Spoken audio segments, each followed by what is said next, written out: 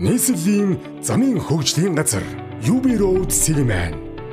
Нийслэлийн авто замын төлөвлөлт, бүтээн байгуулалт, мэдээллийн урсгалд өндөр наривчлал бүхий дрон технологи, орон зайн өгөгдлийн систем болон мэдээллийн технологи ашиглан тус газрын үйл ажиллагааг илүү хурдтай, үр дүнтэй болгож байгаа төдийгүй иргэд олон нийт хувийн хвшлийн оролцоог хангах шинэ төслийг хэрэгжүүлээд байна.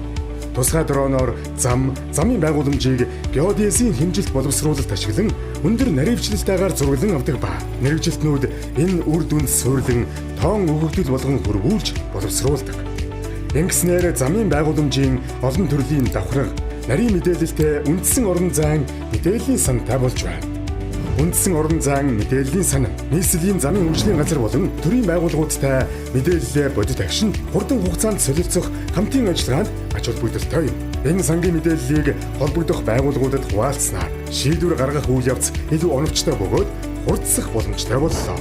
UB Road гар утасны аппликейшнаар дамжуулан иргэд замын байгууламжтай холбоотой санал хүсэлтээ илгээх боломжтой болсон.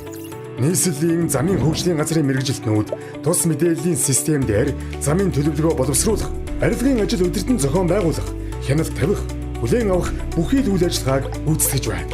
Ингэснээр хөдөлмөрийн бүтээн жигсэж, ажлын зохион байгуулалт улам сайжирч, чанартай гүйцэтгэлийг хангаж байна.